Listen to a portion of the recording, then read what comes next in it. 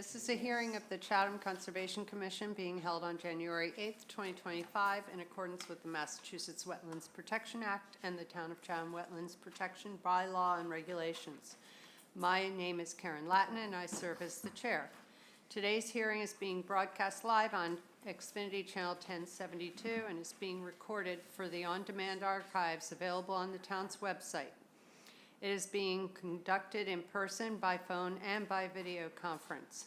The agenda, instructions on how to attend, and copies of documents for review are posted on the town's website. To all participants, whether attending by phone or online, please remain muted unless you've been recognized by the chair. When recognized, please identify yourself for the record. If you are attending by phone, you can mute and unmute by using *6. If you are online and you are not a commissioner, please keep your camera turned off unless you have been recognized. Indicate that you wish to speak by using the raise hand feature.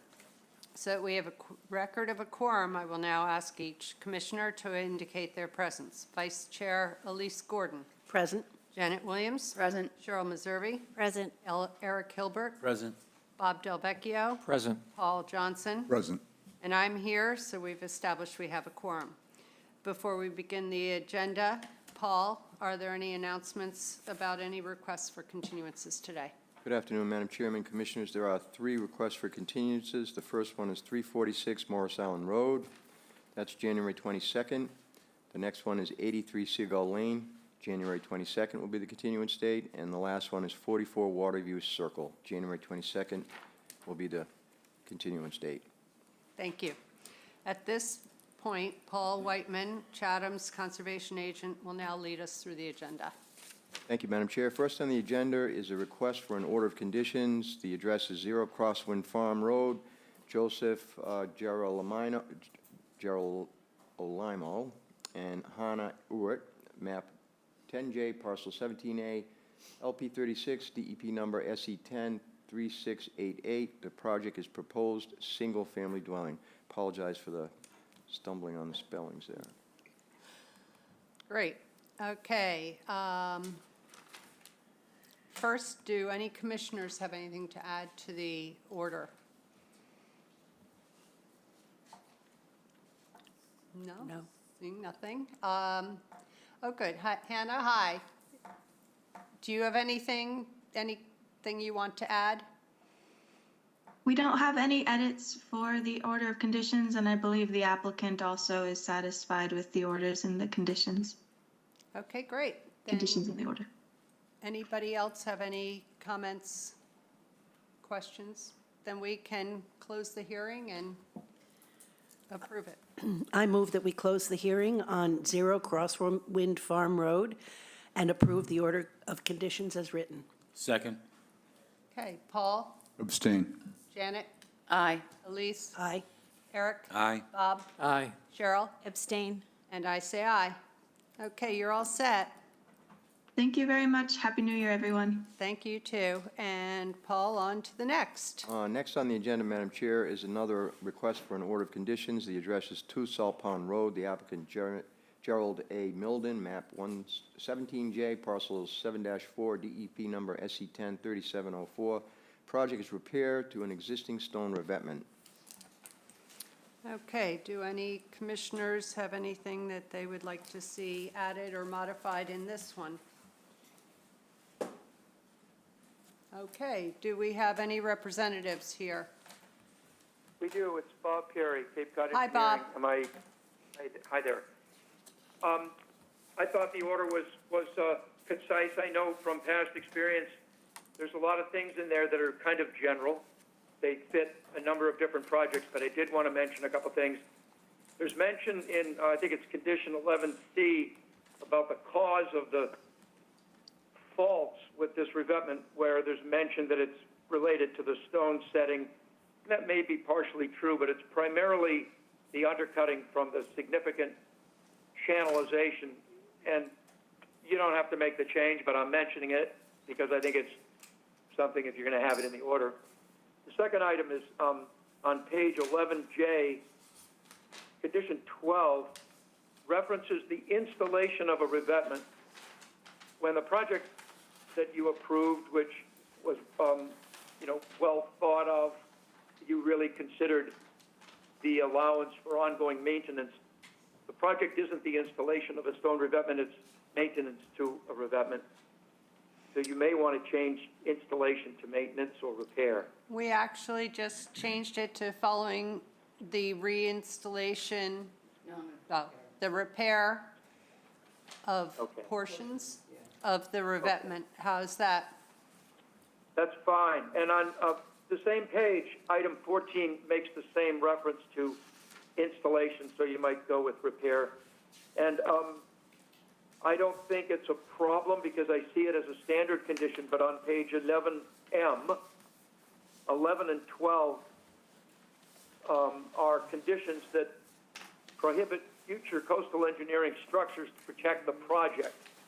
But the project is a coastal engineering structure. You've probably encountered this before. So I would simply, I'm simply mentioning it to you. I don't think that's needed in this order. Up to you whether you want to take it out or not. But that's all I have. Otherwise, I'm happy with this. Thank you. We can take both out. It's 11 and 12. Okay, Yep, they've on been 11M. removed, and that's it? That's all I had. Thank you. Okay, does anybody else have any comments or questions? All right, then we can have a motion to close and approve. I move that we close the hearing on 2 Salt Pond Road and approve the order of conditions as amended. Second. Okay, Paul? Aye. Janet? Aye. Elise? Aye. Eric? Aye. Bob? Aye. Cheryl? Abstain. And I approve. Okay, so we're all set on that one. Paul, the next Thank you order. all very much. Bye.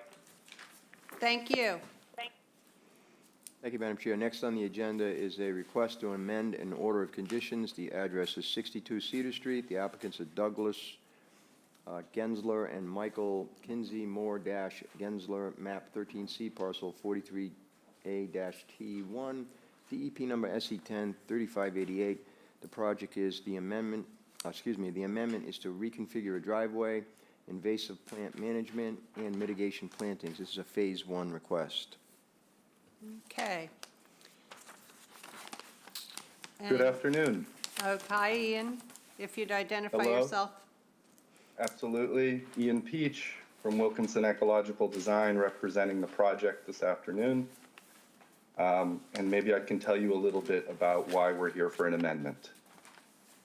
So we're requesting an amendment to the existing order of conditions for SE 10-3588. It's for a driveway reconfiguration as shown on the Hawk design plan in the submittal. And then it's also for a comprehensive invasive plant management and ecological restoration approach to the resource area.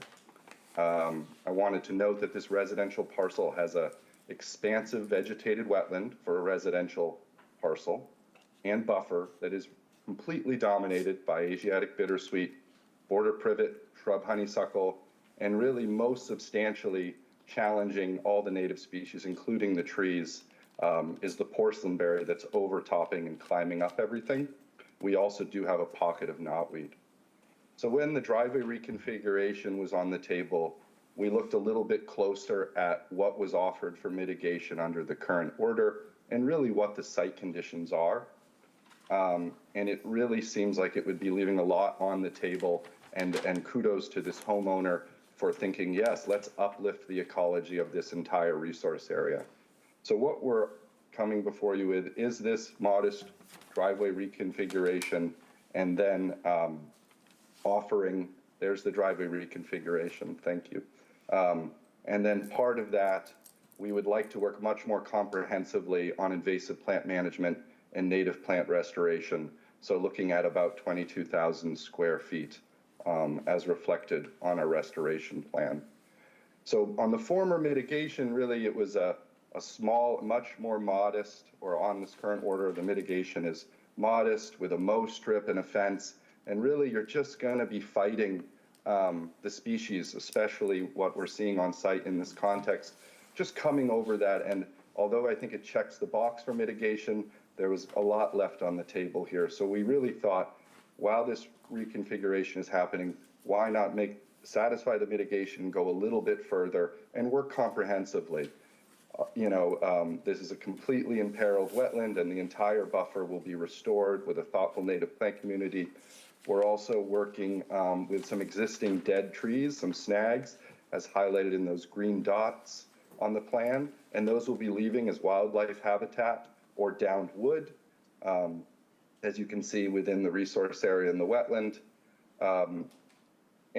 And really, that's what I wanted to let you know. What you will see, we've also notated that there are some trees that would be impacted because of the driveway reconfiguration, and we'd be offering a 2-to-1 ratio with really the right species for this place of American holly, red maple, tupelo. And so we're excited to work with that standing dead wood and that downed wood for wildlife habitat as part of a comprehensive approach. So I know this is phase one. I just wanted to give you a good feel for the project. We've got a reconfiguration that has about 1,000 square feet added in the 50 to 100. And of course, we're now offering 22,000 square feet of comprehensive invasive plant management and native plant restoration. And we just wanted to bring this before you to be able to work comprehensively on this residential parcel. So happy to answer any questions and speak to anything that's critical for phase one. Thank you. Thank you very much. So as a reminder for everybody, it is phase one. Basically what we do is we determine whether this is approvable as they go to phase two, where they can give us more detail. But if there's something that you would like to see more of or comment on so that phase two goes more smoothly, I wholeheartedly encourage it. So given that, does anybody have any comments, questions for Ian? Bob, go ahead. I got a couple, Ian. Great. The invasive species management and so forth for the wetland, does that go right to the road, Cedar Street? It goes all the way to the road, except as you'll see notated in a linear line of vegetation, there's one line of vegetation right along the southern, if you go a little right below, so in effect, yes, it's the entire parcel besides that one existing hedge that I believe is more in the road right of way than on the applicant's property. So yes, it is comprehensively. And how about to the property line to the north? And so to the north, we're working, all the way to the edge of that proposed driveway reconfiguration, and up until the proposed garage, if you scroll a little further north. And so really everything, obviously in the 0 to 50 and up until those built environment driveway and proposed garage. So really every bit possible besides that existing easement you see to the east.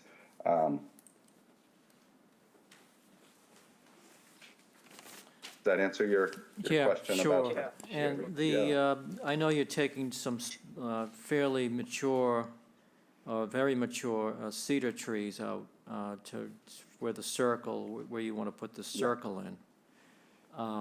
Aside from those, or that cedar, that large cedar, are there any other cedars coming out? No other cedars will go out. We'll hopefully save some cedars from being lost from porcelainberry by making this more comprehensive. And certainly we'll protect other existing trees will all remain as shown in the plan.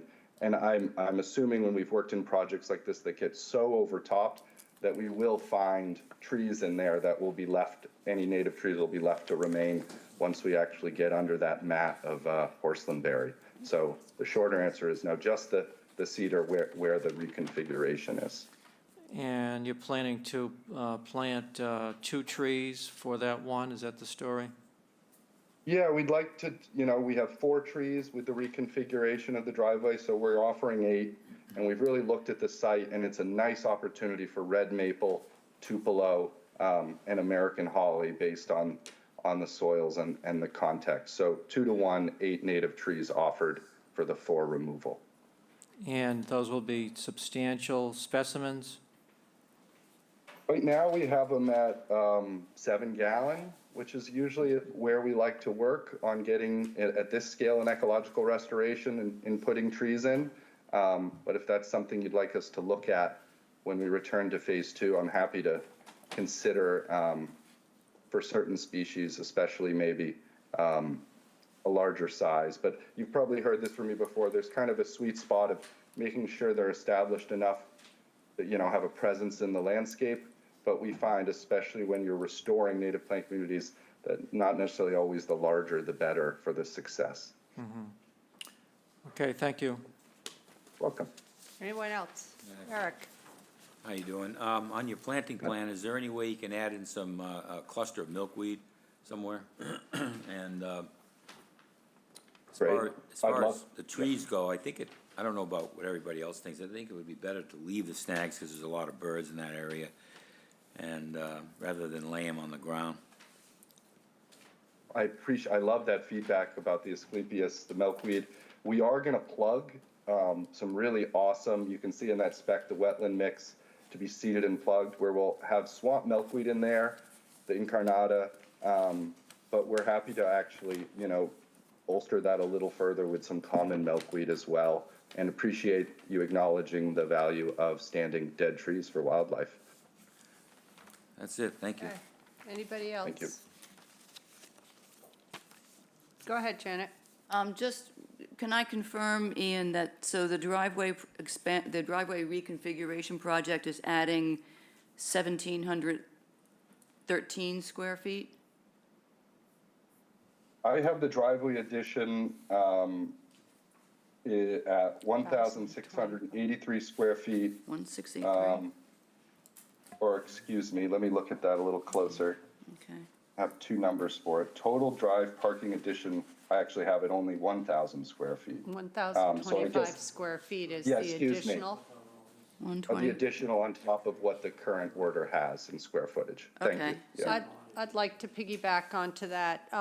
Ian, when you come back, we need a Yeah. coverage table for this that Yep. will show the 0 to 50 and the 50 to 100 and any modification, what the proposed modifications are, what it was Great. and what it will be. Yep, Thank you. of course. Anything else? Yeah, Go ahead. just also, Ian, on Yeah. on the site plan, it's labeled as a cottage. It's a garage, as I understood. That's what we had in the prior order. Is it a garage or a cottage? Well, our plan is calling it a garage. I've seen the language as garage in the order. I'm looking at Hawk's site plan as cottage. I think that's probably as the homeowner thinks of it. But if that's something that makes more sense for continuity, we're happy to get the language across all documents the same. Yeah, I guess it depends on its primary purpose, if it's to store vehicles or people. Right. Okay, thank you. Just wanted to clarify. You're welcome. Thank you. Anything else from anybody? So, at this point, as you've heard, our comments on mostly the landscape plan. You also were told we need the coverage table. And of course, Yes. you will need to update one of the plans to reflect properly either cottage or garage, whatever it may be. Also, I think we need a total square footage for the invasive management and the restoration. I know you said it's 22,000. I'm assuming it's 22,000 out, 22,000 in. But if you could just even in the notes on yours, Yep. just specify that. Anything else anybody can think of?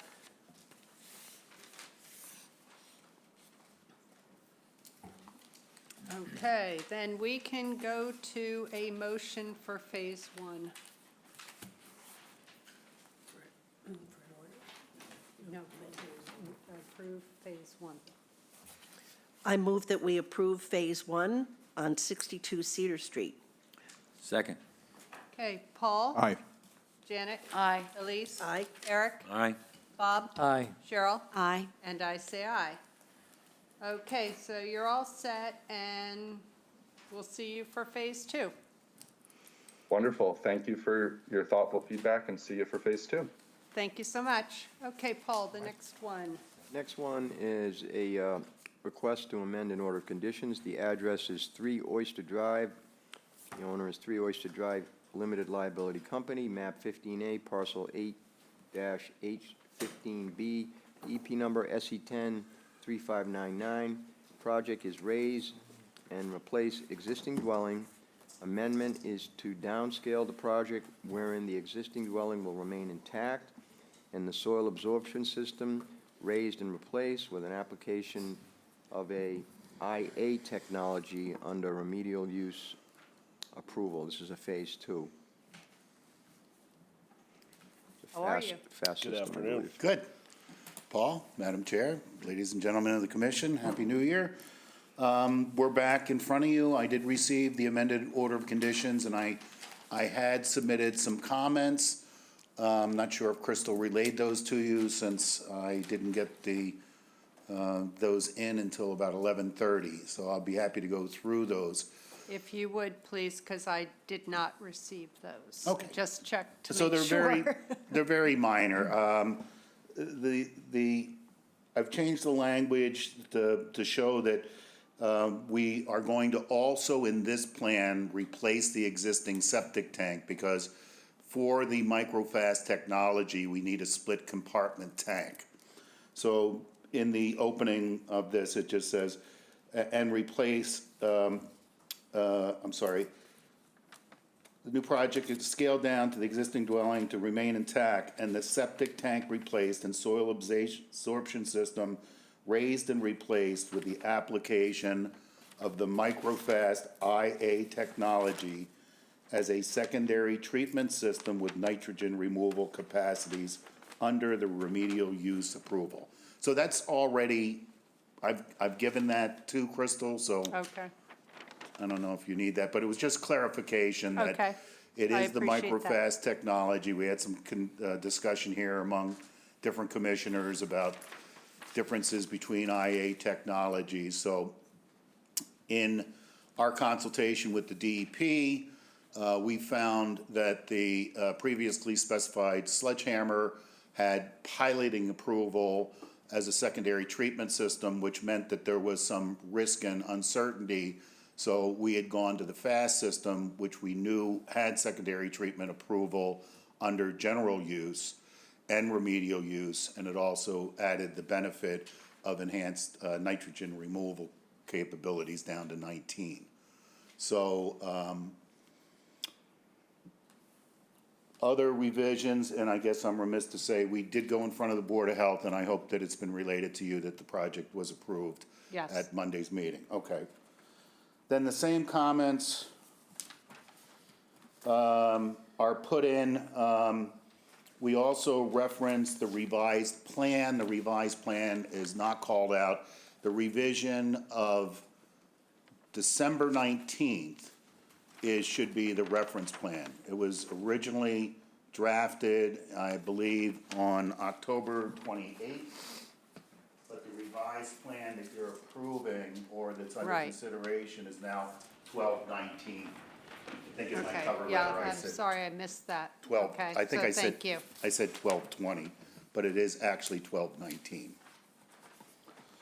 Okay, Then on page 11C, under the amendment, I also call out the microfast IA technology with the replacement of the existing septic tank. Again, the revision date of the plan on page 11D, and the wording for the existing, including the replacement of the existing septic tank under the amended findings.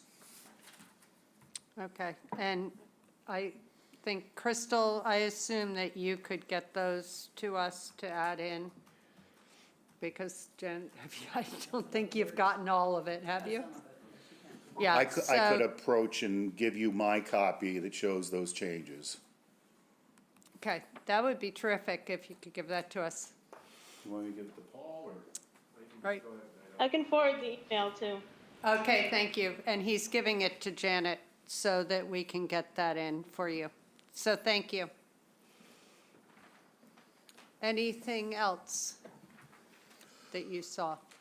No, I mean, generally, you kind of left in the findings that all the other orders apply Oh, of as it course. is to the scaled-down project. You know that there are some nuances, since we're not doing any demolition other than the removal of the septic tank and the old leach field, so some of that language in the former is little, not exactly right on, but I think it's clear enough Okay, what we need to do with regards to performance here under the order of conditions, amended order Perfect. of conditions.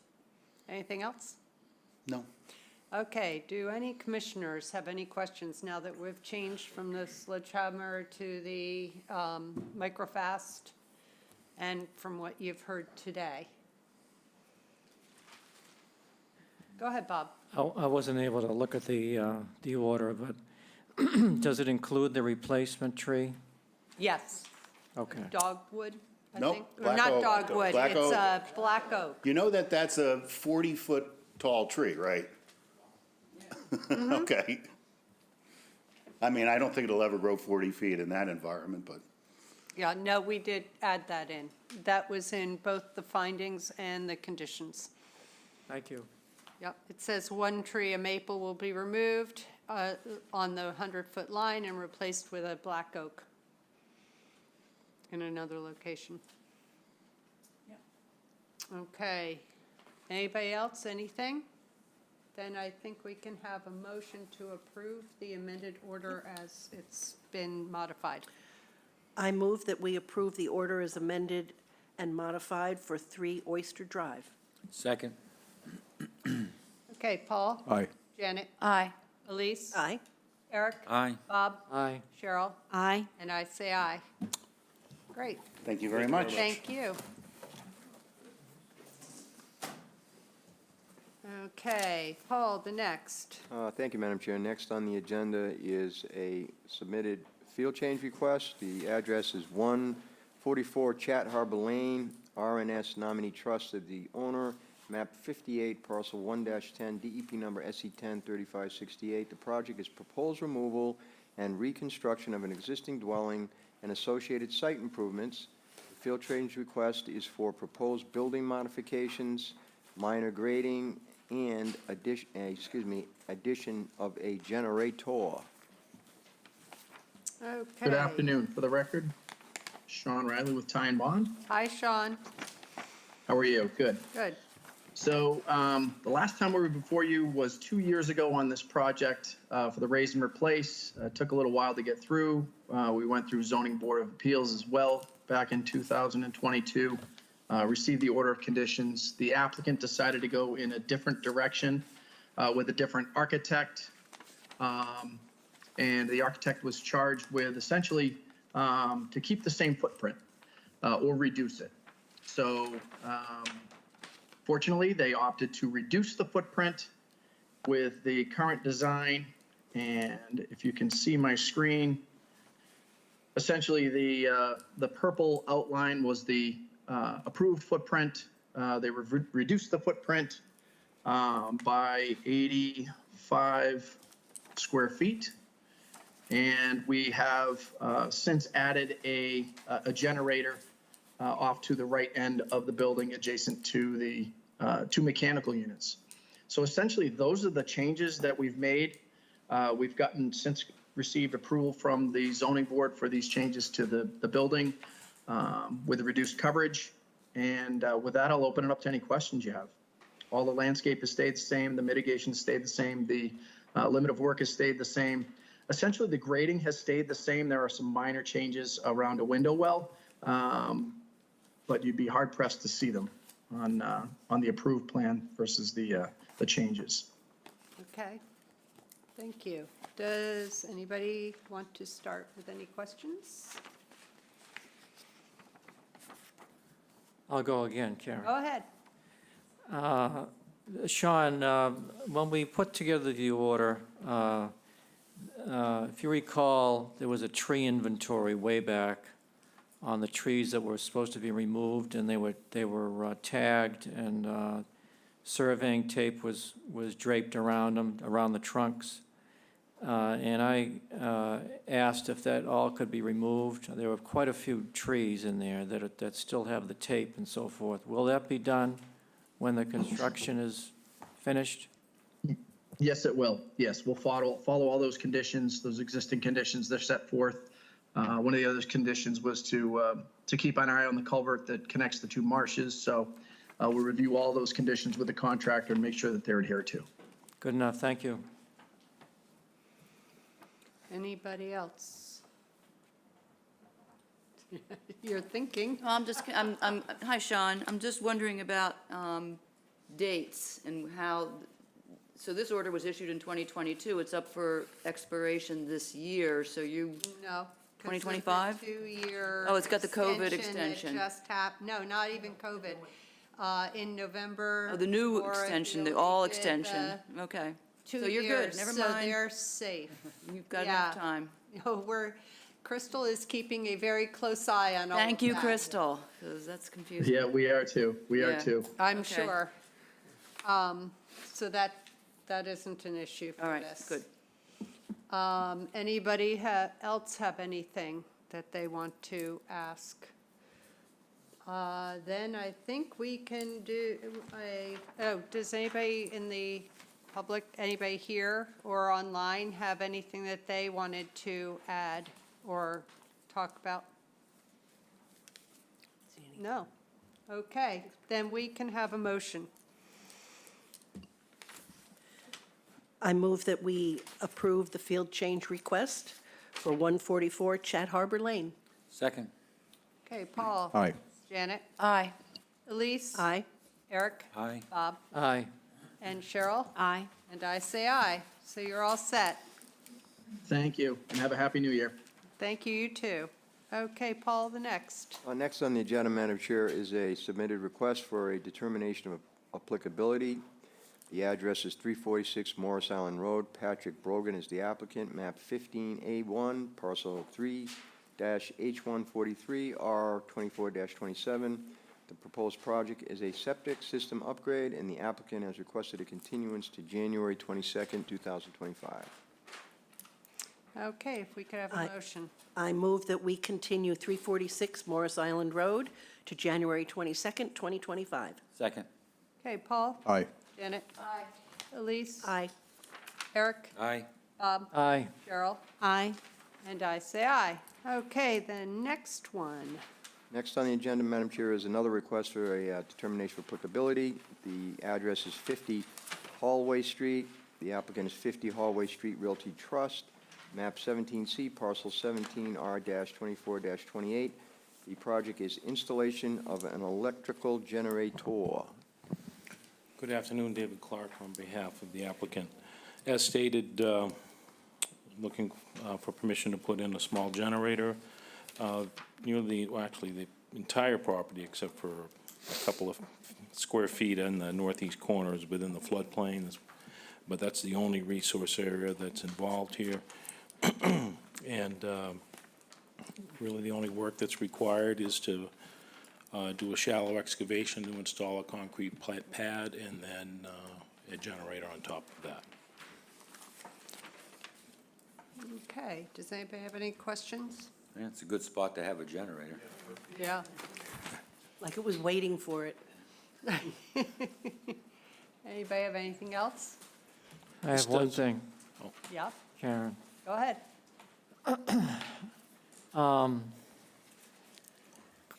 Next to the rinse station, David, on the, let's see, the north side, closest to the generator, where the generator's gonna be. There's a, where the roof sheds a lot of water, and it dumps down right next to that rinse station, and it's causing some erosion. Just wondering if you could put some crushed stone in there, just to kind of catch the water and prevent the the runoff as much as Okay. you can. Yeah, I don't think that'll be a problem. Okay. Thank you. Okay. This is going to be very silly, but there is 12 square feet of additional. Can we get a bush or something We somewhere? can. That's not a problem at all. Only because it is an increase in coverage, so. Yes. This does have to go to zoning board. Yes. So, But our discussion yesterday was, this is an RDA, so I think if everybody agrees, and they can all vote separately, I think we can approve it, and should zoning have an issue, you can always come back to us, but at least you've got our Okay. approval, because it seems silly to hold this off, waiting for you to get to zoning, because I don't think you've even applied to zoning yet, have you? I don't know. The contractor's taking care of that. It says to date, no filing has No, been received. okay. So rather than hold it up even further, if you think that's an okay way, if you'd rather we wait, we'll wait. It doesn't matter to me, so Okay. whatever the Then we will commission wants vote to do. as it is and hope, I can't imagine, hopefully zoning doesn't have an issue. Okay. All right, if we could have a motion. I move that we approve the request for determination of applicability for 50 Hallway Street. It's a negative, right, determination? Oh. What determination is it, Paul, do you know? It's a negative determination. It's a negative, but. I don't know. Yeah. It's, no, it's in the floodplain.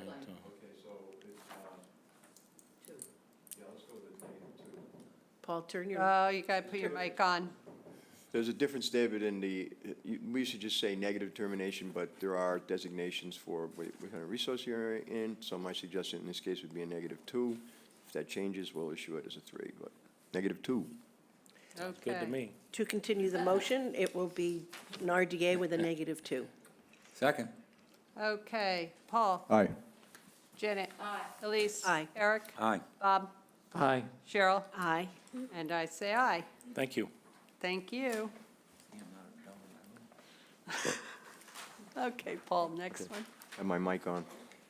Next on the agenda is a submitted notice of intent. The address is 83 Seagull Lane, 0 Tisquantum Road, and 30 Wilkes Way. The applicant is Outermost Harbor Marine, map 15A1, 15A2, and 15A3, parcels 12-H98, 1N133, and US1. The EP number is SE103710.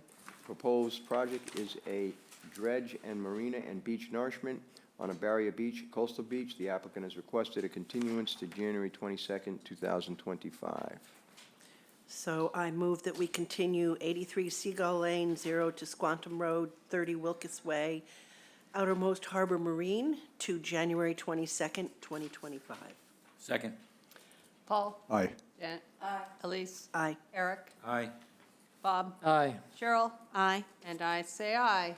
Okay, Paul, next one. Next on the agenda, Madam Chair, is a notice of intent. The address is 33 Pine Bluff Road, Mike and Patricia Mordaz, map 2A, parcel 36, DEP number SE103709. The project is invasive plant management and planting activities. Okay. Do we have anybody here for this? I'm looking to- Anybody from Wilkinson? He was, that's why I'm looking, going, what's going on? No, I wonder what happened. He's not even. All right, should we table this and come back? Yeah, table it. And maybe, can Catherine reach out and find out? You know, let them. Yes, I'll reach out. Thank you. I'll reach out to Wood. All right, so we need a motion to table it temporarily. I move that we temporarily table 33 Pine Bluff Road for later in the meeting. Second. Paul. Aye. Jen. Aye. Elise. Aye. Eric. Aye. Bob. Aye. Cheryl. Aye. And I say aye. Okay, the next one. Next on the agenda, Madam Chair, is a notice of intent. The address is 217 Woodland Way. The applicants are John and Paul Perlowski, map 11K, parcel HC 125, DEP number SE 103702. The project is construction of a swimming pool and patio within the buffer zone to a coastal bank.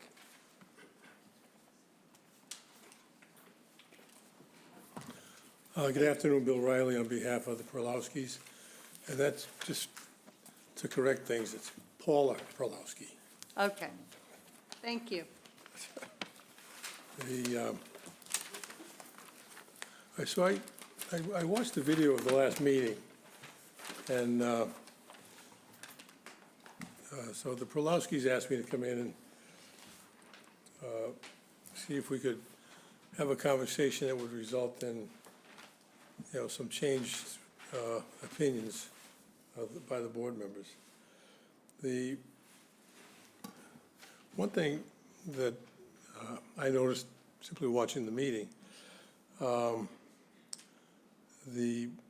didn't watch the previous meeting, but I know from speaking with David that there had been a request to reduce the size of the application, the pool. And so at some cost, the applicant did that, and it wasn't a minor reduction. The original pool was, based on my math, which is always risky, was 384 square feet, and the proposed pool is 220 square feet. So that's a greater than a 40% reduction in the size of the pool. And and there was simply no recognition of the steps that they had taken, other than it's still too much. But that's a pretty significant reduction. I think and it came with a cost, of course. So I thought it would have been appropriate for the board to really give a fresh look at the project based on the changes that the Perlowskis had made. Another thing that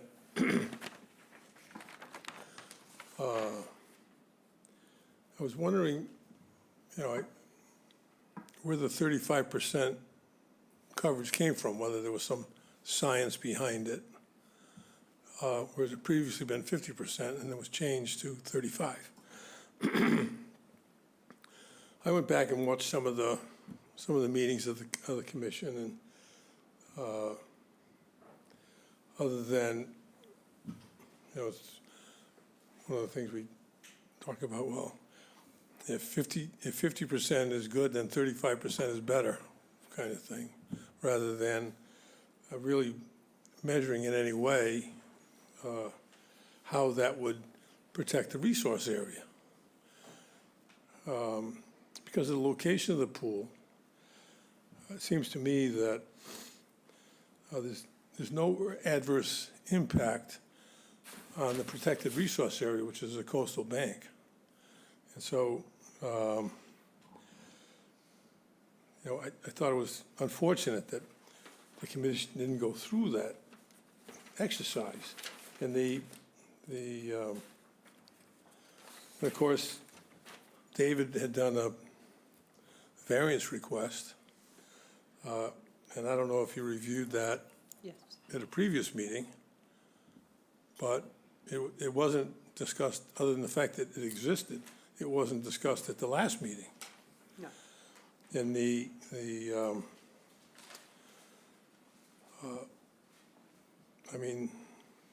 one of the things that had been talked about was, well, you could put it in the front yard.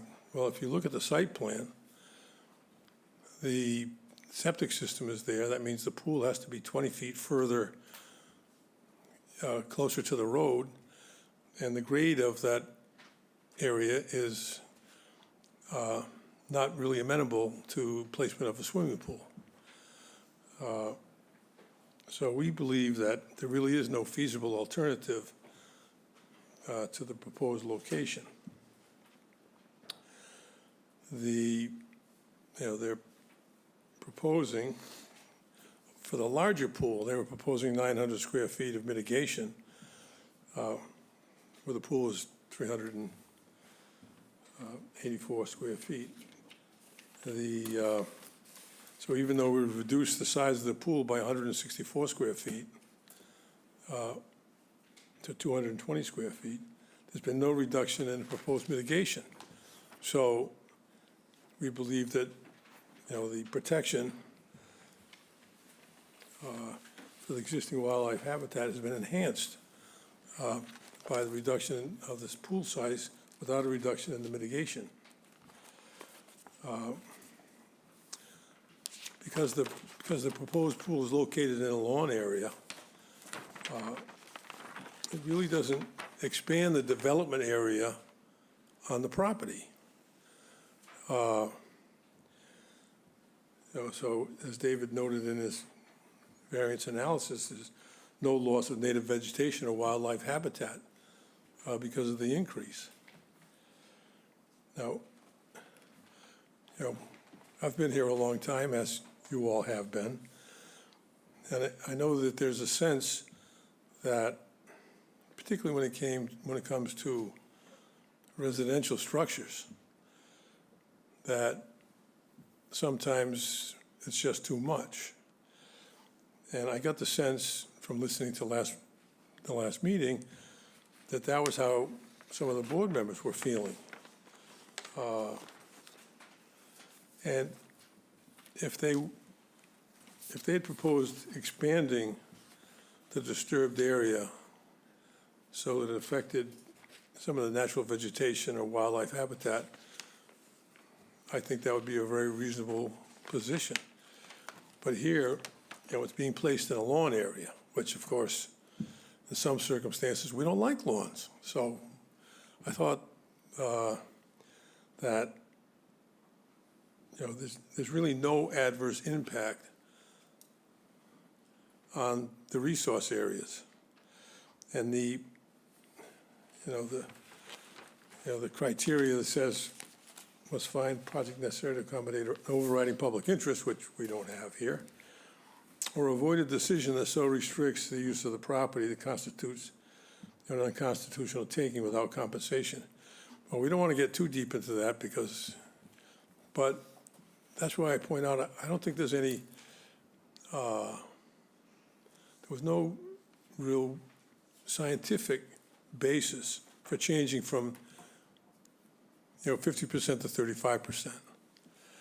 And here, my understanding is, they're going over by 7%. So we have a property here that was developed, before the current regulations were in place. One of the things that were mentioned was, well, it's because your patio is so big. Well, the patio was part of the original approval. And if you've been to the site, you know that the patio is really the only outdoor recreational area on the property. And so and because of the change of grade between where the pool's proposed and where the patio is, any change in the patio would probably cause more disturbance to the protected area than simply allowing the construction of the small pool over in this area. So so it seems to me that, it's fair to ask you to reconsider, those of you who were a no vote the other day, thanks to the straw vote that was taken, or at least to discuss these things and say, well, that's not sufficient, or that's not good enough, or whatever the basis would be. But always starting from the point that there's no adverse impact on a protected resource area. So that would be our request today. All right. Anything else? I can talk a long time if you No. want. but No, just wanted to make sure. David, you don't have anything to add, I or? don't know if David has anything he wants to add. Okay. Well, I can say that I think the first time we heard this property, there was tremendous concern. You know, it was a larger pool, and we actually did recognize that they made the pool smaller. We asked them to reconsider the setup, and David at that time asked us if it was worthwhile doing, or, you know, whether this was just not approvable. Rather than saying no right off the bat, we felt as a group that we needed to give them an opportunity to come back and knowing our thoughts. And so we have very much considered the property owner and what they're wanting to do. Yes, it was mentioned that they do have a nice front yard. Whether it's usable for a pool or not, I think somehow maybe it could be. One of the variance was considered. And one of the comments in the variance was that this was the location because then they have a view, which I understand, totally understand. And we don't make our decisions based off of, gee, I want a view, or I don't know a view. We make our decisions based off of what's presented to us and what we are charged to do. Having said that, in 2022, and finally approved in 2023, we did modify the regulations, as you said.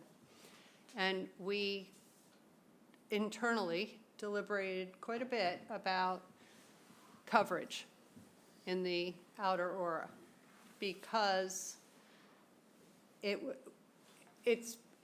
we have a concern for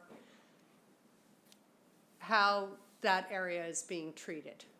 And it is, whether it's Coastal Bank or how, it affects going on, into the NDZ and on down. So we did consider that. And that is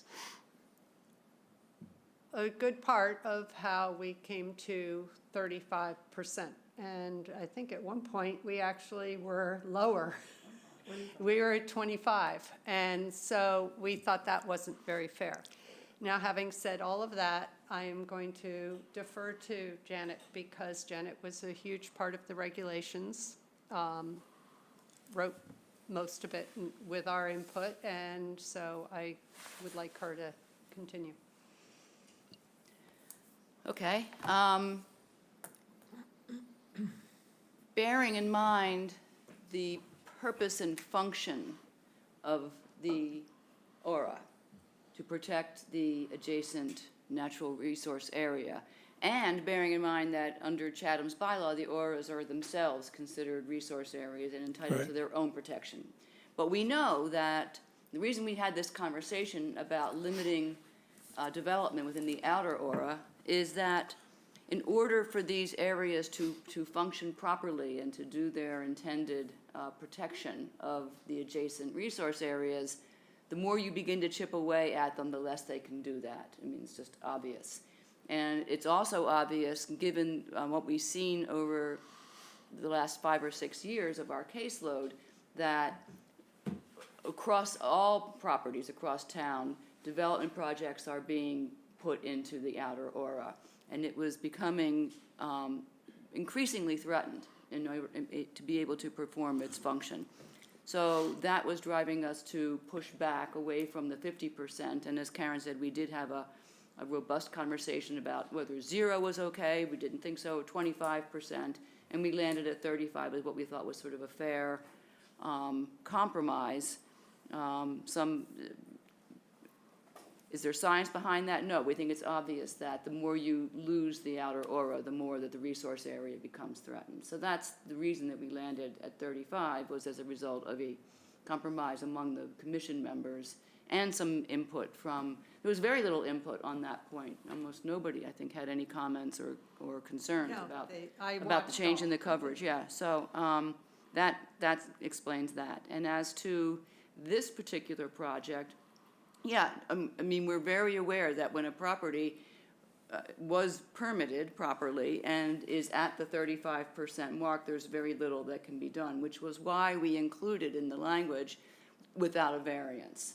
And we decided it was not wise to put in a blanket prohibition on crossing that 35% line, given the kinds of circumstances that your clients are facing.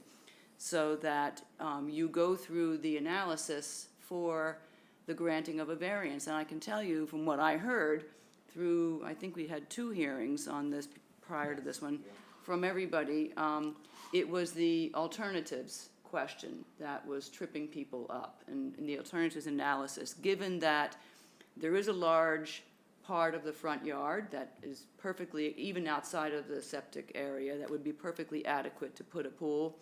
And I heard a number of people comment on the existing patio could be shrunk or removed or whatever and put a pool there. We heard 2 justifications for the pool being placed where it's proposed. One is the view of the water, and the second is to be able to keep an eye on children swimming. And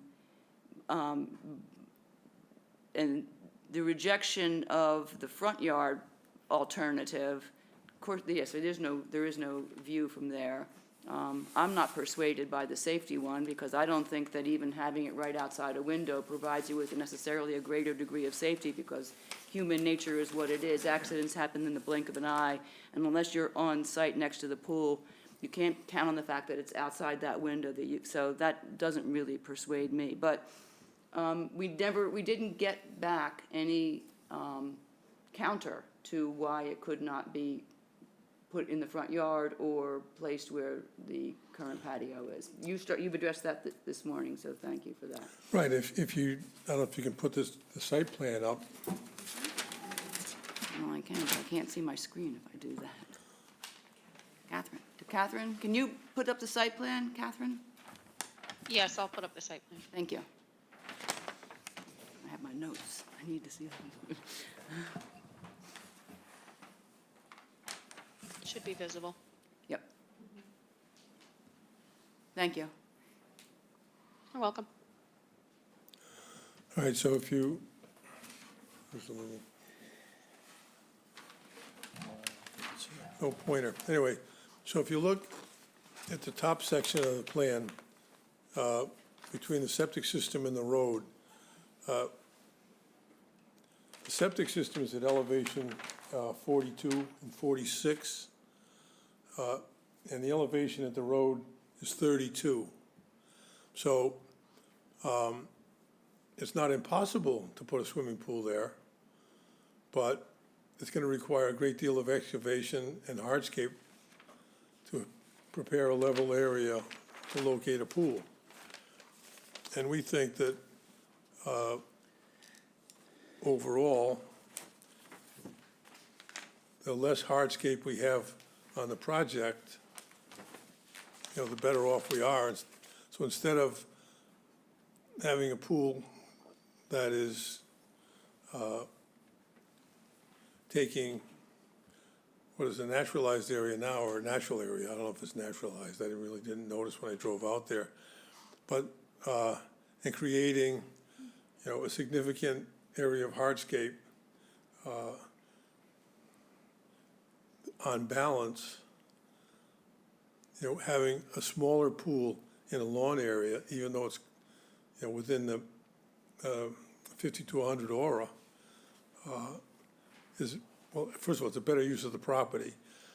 And I know money's technically not one of your considerations, but the cost differential, same thing with the patio. Changing the patio is not practical because of the changing grade.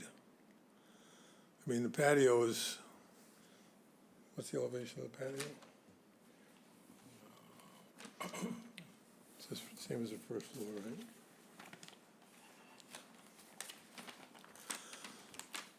But it's, if you were going to remove a portion of the patio,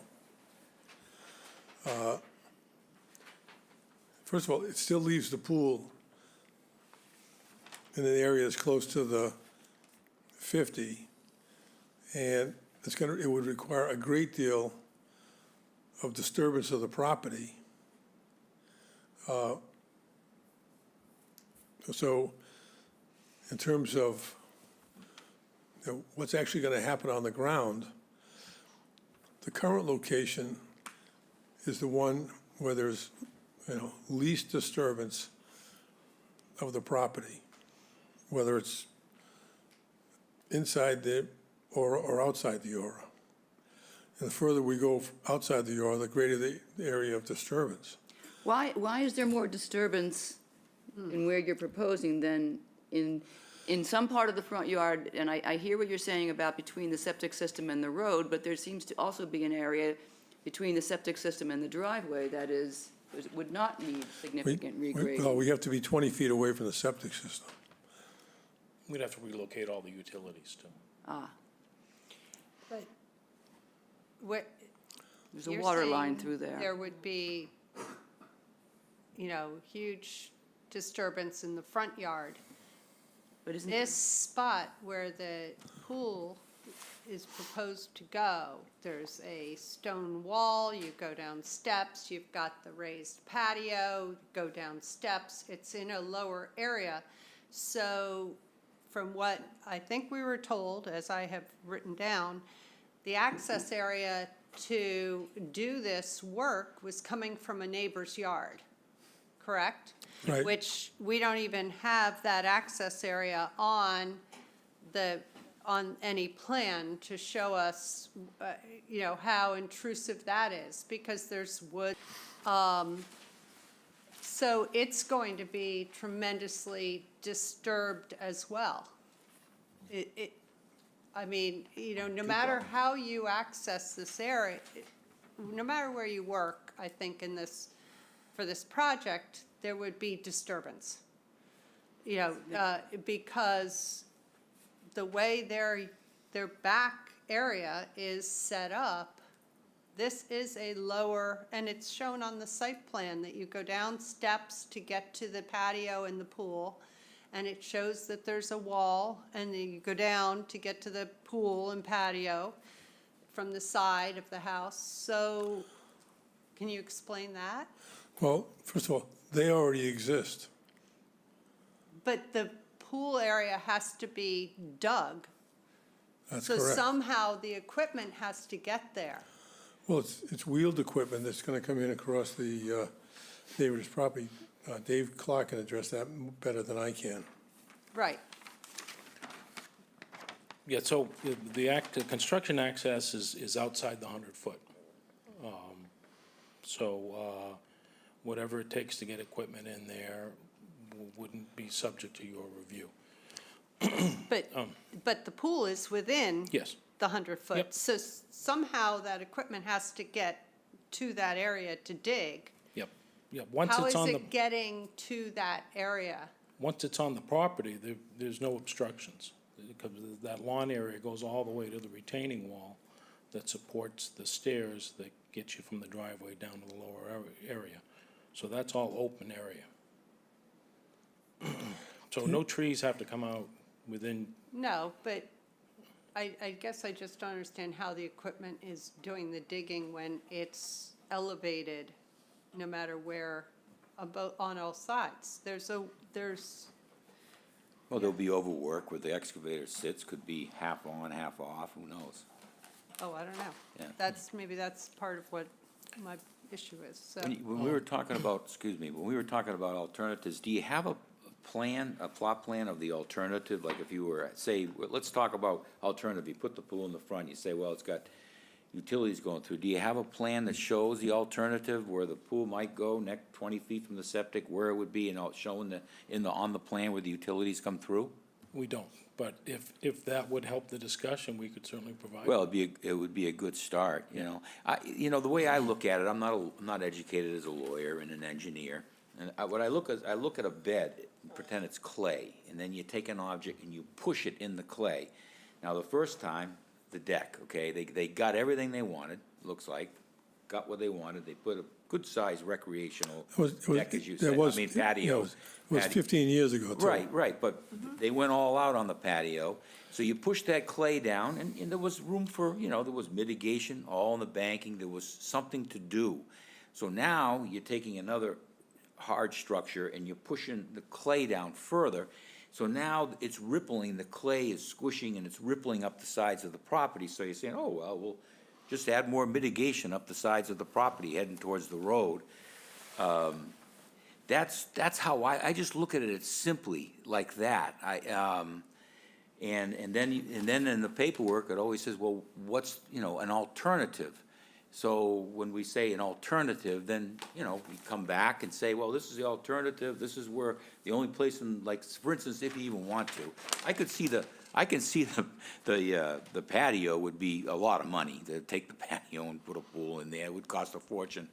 I have a limited knowledge in construction, but I think the cost is probably the same, going in there to coming through the neighbors, which I'm amazed, because the neighbor's gonna have to listen to the pool pump for the rest of their life, 24 hours a day over there running. Some people love that sound, Well, they're gonna regret that they offered this gift when they listen to that thing, because I have a neighbor that has one and I'd like to shoot it.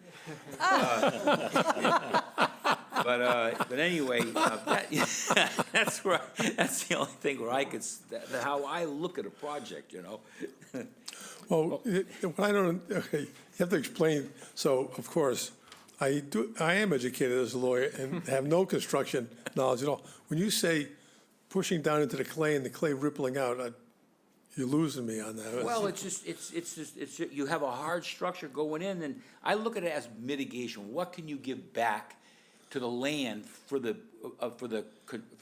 what you've done?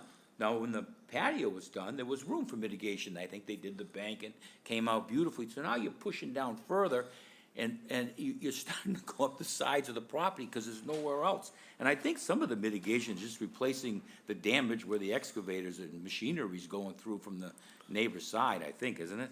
No. No, that's, Because he says it's not coming down into, it's Coming off the side. approaching from outside the 100. yeah, but it's kind of like so your mitigation is now moving up the sides. That's how I look at it, simply like that. So I have a question for you. Yeah. When I was on the site with David yesterday, it seemed to me that,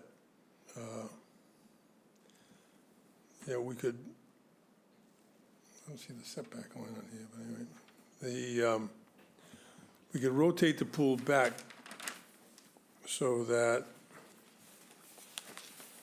it is,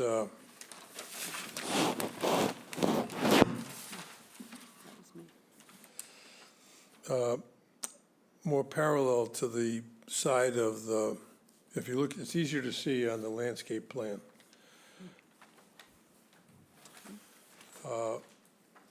And that would, if you'd consider that, that would also give us a little more area to provide some mitigation where the current location is proposed. Do it here. So you're saying along the edge of the house? Right. Right. I mean, It would be parallel to the house.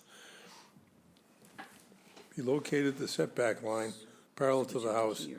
The mitigation, The house to move these which it would shrubs, and then would have to be mitigate. moved, would be moved to the front, I mean, that's another side. closer to the I think it's the 50-foot mark. access. That's- but then, are you, and Yeah. Doesn't change. I mean, Yeah. sure, you can come back and show us anything, and we'll see. Because I can't comment because I haven't seen it on a plan.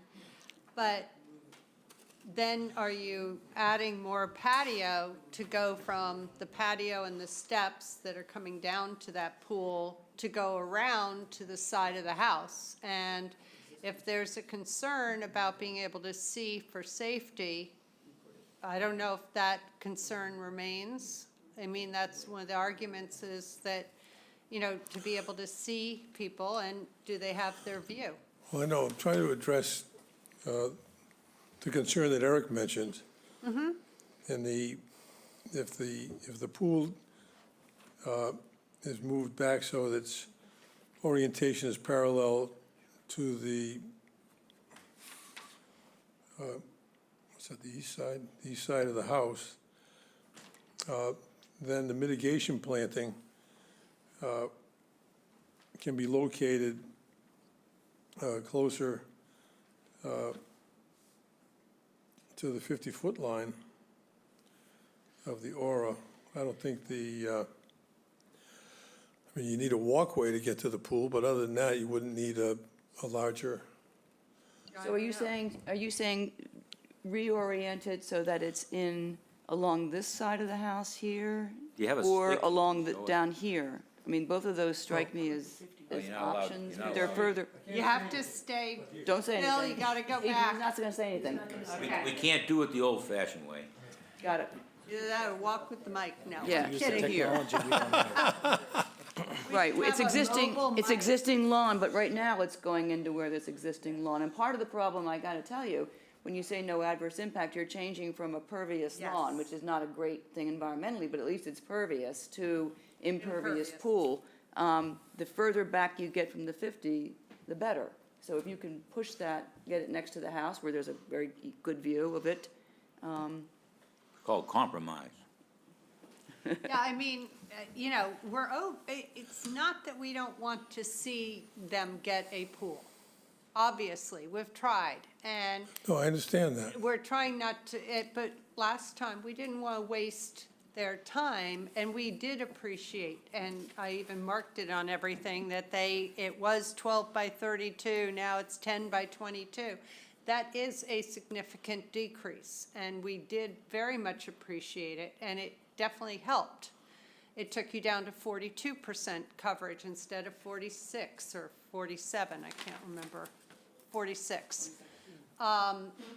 So, I mean, we're not saying no because we don't want them to have a pool here at all. And we didn't say no, we did a Right. straw ballot. No, I understand, and I've been doing this a long time, and I tell all my clients that the hours that the board members, whether it's conservation or zoning or historic commission, the hours that the volunteers put in is greatly appreciated by me. Sometimes not so much by my clients, but it's always appreciated by me because, I mean, I've done it a little bit over the years. I was on the housing committee one year. 5 years. Well, it was 5 years. And then you want to get a laugh out of something? For 5 years, I was Chatham's representative to the Cape Cod Commission.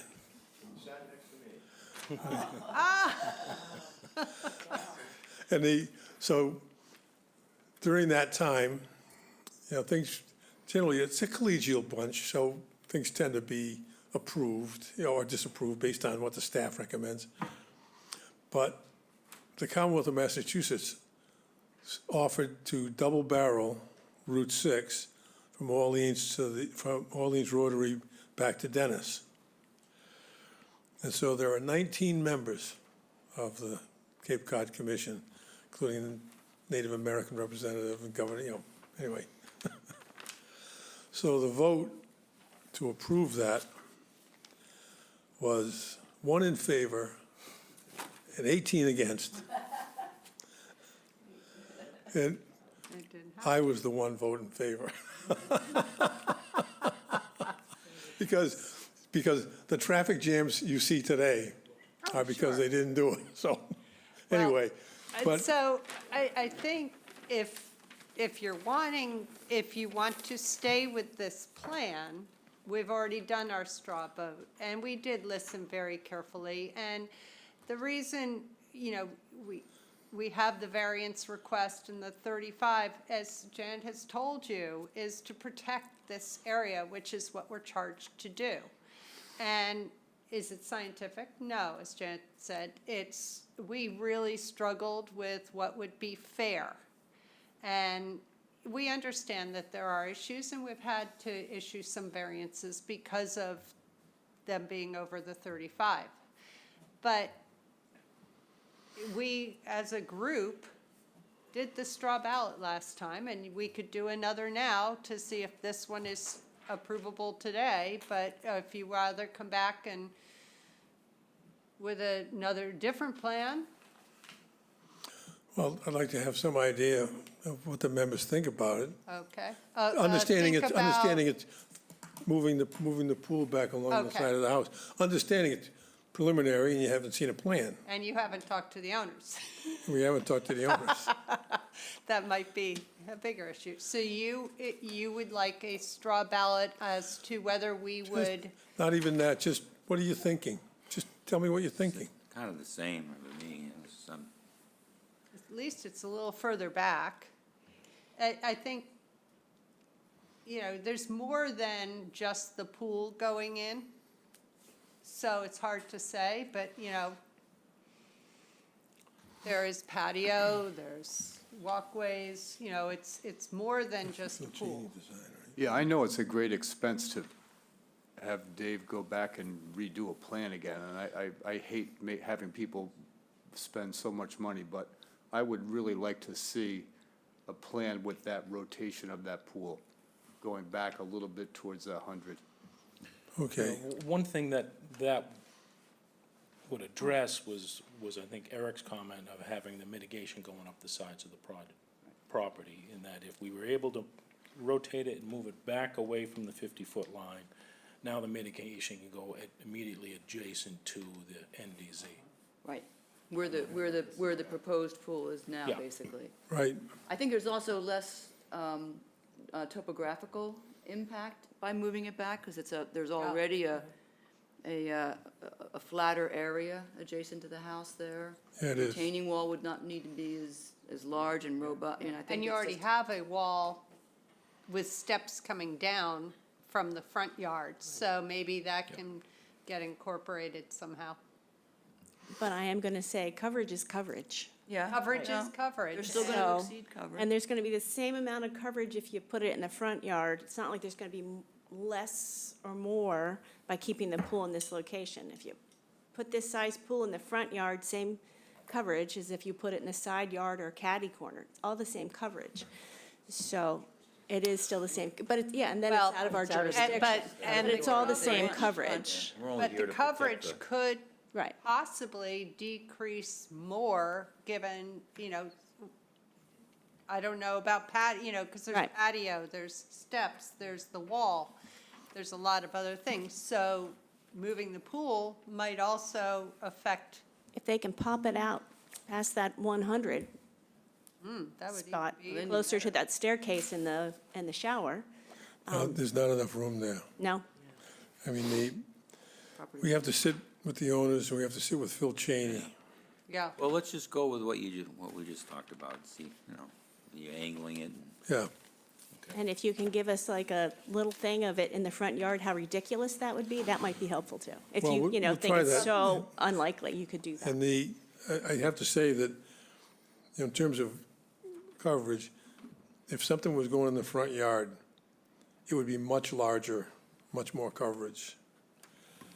And I think I made Because you're further away from the house, so now you need areas to sit, you need a pool house, so you can change and take a shower and all that other stuff. So it would really be a very significant development, which they don't want to do. Yeah, the because- applicants don't want to do it anyway, so there's no sense talking about it. Well, right. There is that. Except then they get a 12 by 32 foot pool. Karen, could I speak? Yes, absolutely. Thank you. Also, Bill, the pool, if you're going to reduce the pool some, if you can reduce that patio some, that would all help. Even No. if the pool doesn't get reduced, the patio's reduced, Yeah, the walls Yeah, the less, proposed patio, Yeah. this. yeah, the proposed, not. not the existing. What's going in because of wanting a pool. Right. I'm not asking them to cut off or make their current patio smaller. Too bad there wasn't a decking that was pervious. That would help.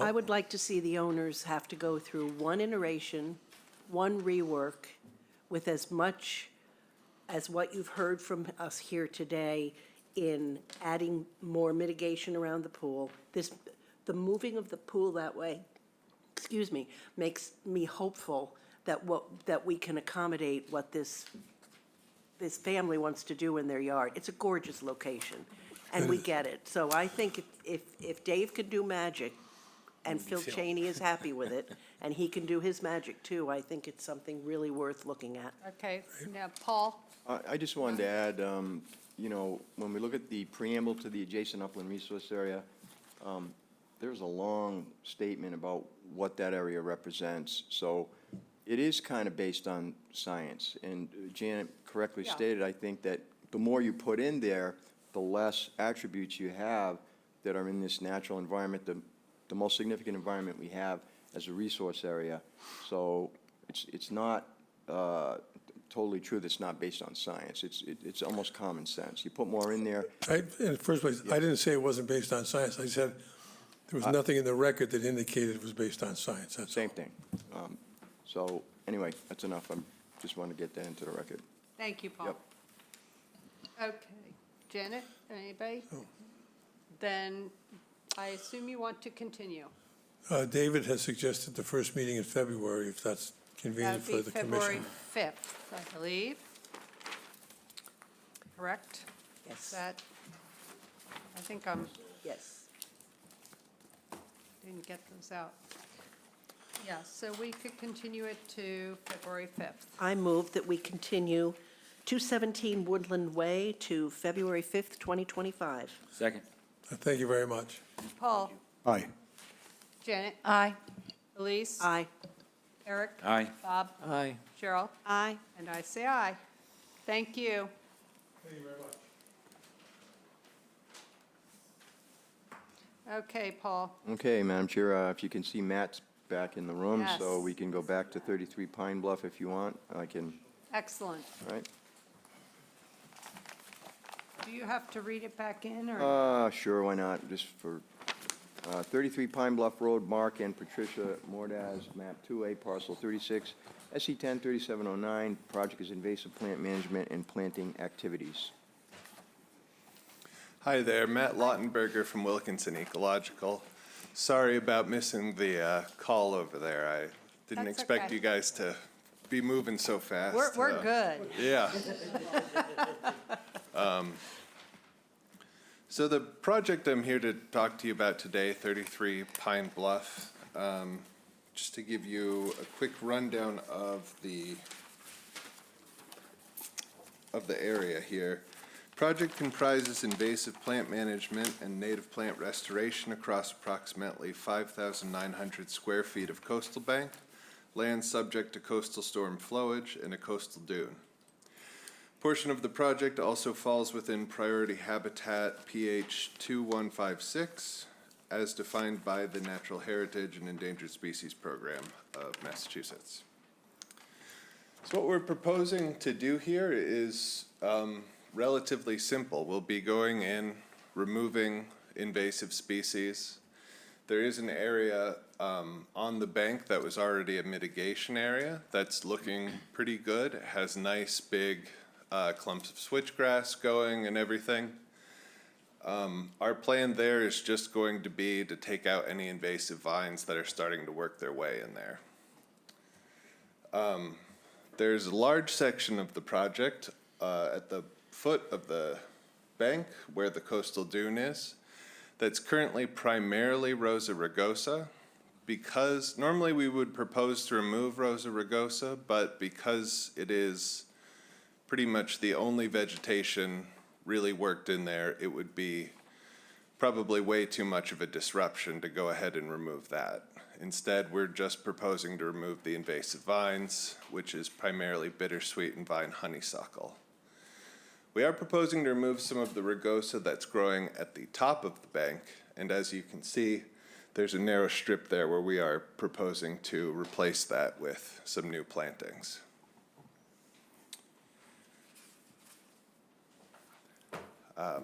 It's a fairly simple project. I'll open it up to questions. Okay, thank you.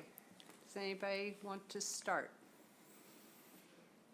Questions? Go ahead, Paul. How are you? Great.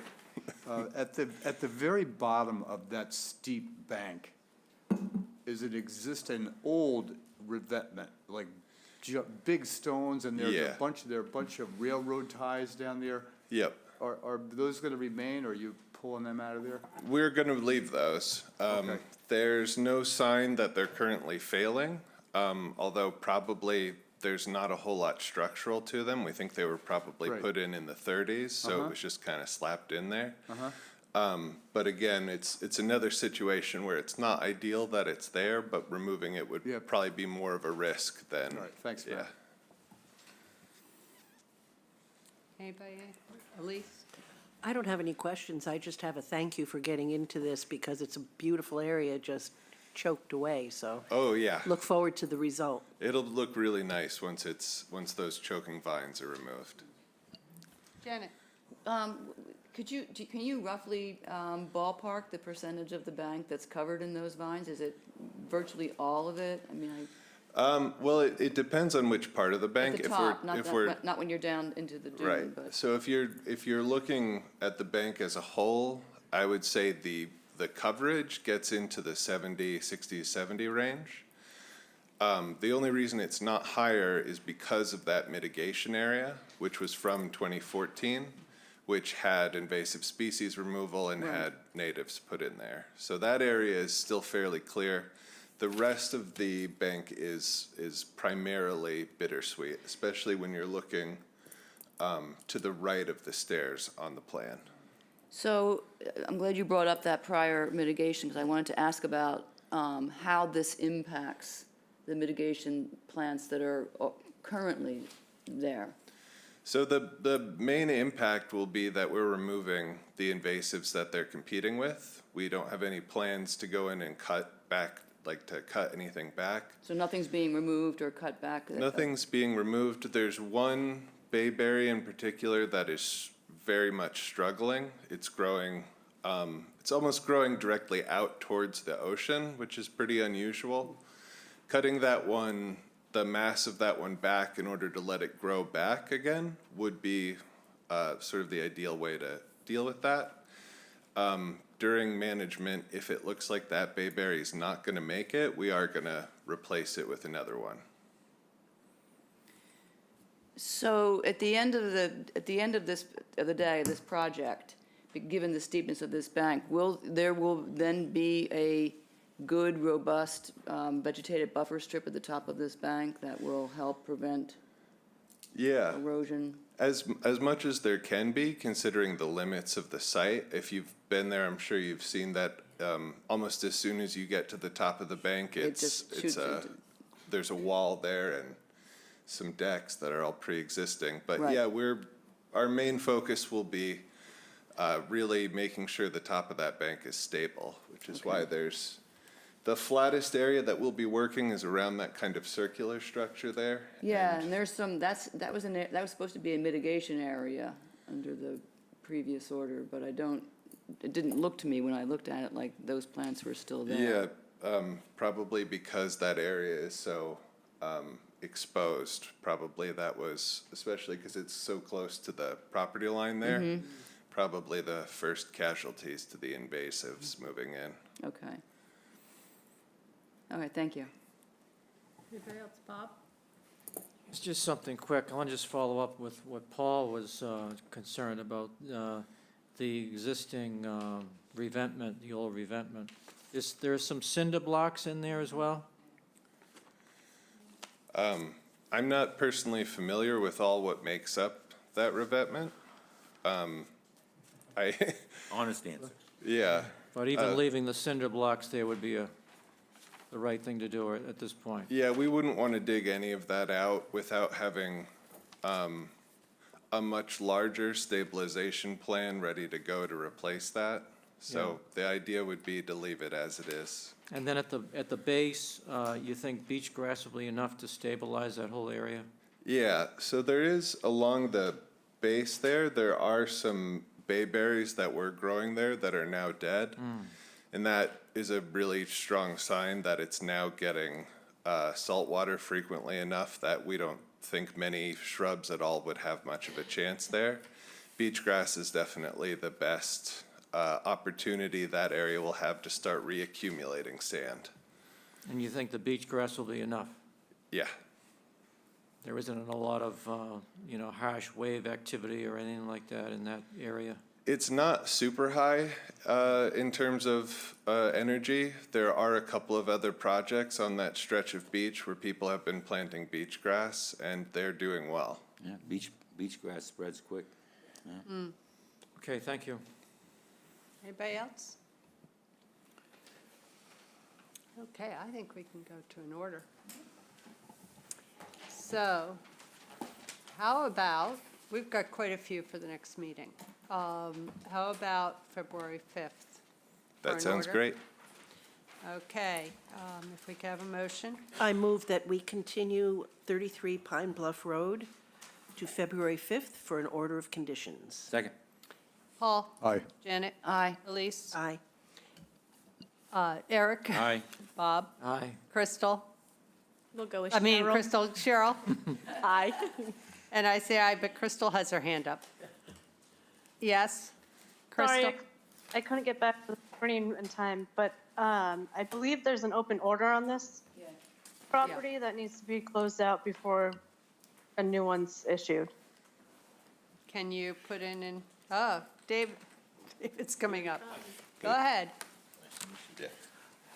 David Clark, Clark Engineering. We just went under contract with the owners to close that out. So we're in the process of making sure everything complies with the order. And should be filing that hopefully within the next 3 or 4 weeks. So we can always have the order ready, and then if we haven't closed the first one out, we'll just hold off on it. We'll continue it until we can do the close, okay? Yep. That Thank makes you. sense. Thank you, David. Thank you. All right, Paul, next one. Okay, next on the agenda is notice of intent, 44 Waterview Circle, Grace Del Canardis, map 3C, parcel 64E-J9, DEP number SE103705. The project is proposed construction of a deck and sunroom within the existing footprint and a deck at the rear of the house, and the applicant's requested a continuance to January 22nd, 2025. Okay. I, Thank you. So, who do we, we're continuing. I'm sorry. That's all right. That's right, I'm on the That's all right. next one. I move that we continue 44 Waterview Circle to January 22nd, 2025. Second. Paul? Aye. Janet? Aye. Elise? Aye. Eric? Aye. Bob? Aye. Cheryl? Aye. And I say aye. Okay, the next one. Okay, next on the agenda is the last item, notice of intent before we get to the minutes. It's 39 Homestead Lane. The owner is Brooks Family Trust, map 15C, parcel 21, DEP number SE103715. The proposed project is landscape and hardscape and reconstruction within land subject to coastal storm flowage and a buffer zone to a coastal bank. We have quite a team here. We do. I- Okay. Good afternoon, everybody. My name is Jay Brooks. I'm the property owner. I'm just going to share the plan. Hold on. Mark? Okay, thanks. There we go. Awesome. Want to do a quick introduction, and I'll let David and from Clark Engineering and then Lindsay speak.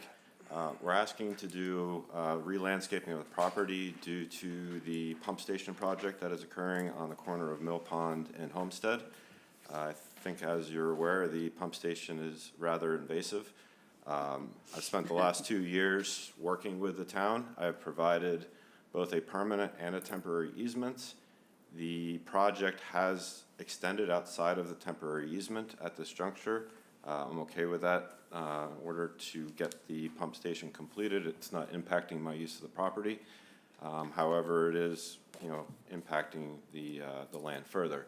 So the goal here is to improve the water flow or the irrigation of the property, or not irrigation, but drainage, improve the accessibility, mitigate any of the town's work on the property, and then remove a substantial amount of non-native plants. So let David speak to his portion there. For the record, David Clark, Clark Engineering. So, which is probably obvious, the main resource area is a coastal bank, which about a third of it right now is under construction with the town's pump station. The small amount of the property is within land subject to coastal storm flowage, which is basically the southwest corner. The property's been developed for 150, pushing 180 years. It's one of the older neighborhoods in Chatham. And it's been primarily used for residential purposes from Homestead Lane all the way down to the coastal bank. So if you've been out there, it's pretty much all lawn and older trees. So the first part of the project is to change some of the hardscape. There is a walkway that goes from the main dwelling out to Homestead Lane to the west. That's being removed. In exchange, the existing walkways from the garage to the main house and then around the main house to the patio wall getting reworked, primarily in the same location. And then there's an existing deck off the south side of the garage that's being expanded modestly. All that results in an increase in the 50 to 100 foot outer order of 327 square feet. We're already right at, or just slightly over the 35% that's in your regulations, and this puts us up to 40.8%, so a 5.5% increase. Part of that increase is some improvements that are being made on the driveway. It's almost outside your resource area jurisdiction. It's right at the edge of the 50 to 100, and we're just making the driveway a little bit bigger to the west, and then adding a refuse area off the northwest corner of the garage. To mitigate for that, we're adding a drainage system around the garage to collect the runoff that flows down the slope and hits the east side of the garage.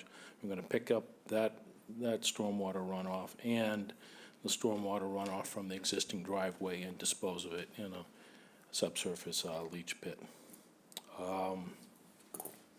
The other half of the project is largely landscaping. Since the town is occupying the southwest corner of the property with the construction trailer, that area is currently disturbed, and Lindsay and Shannon are here to talk about how all that area is going to be restored. We felt it was a good opportunity because a portion of it's being disturbed by the town, is to take it one step further and increase the buffers on naturalized buffers on that end.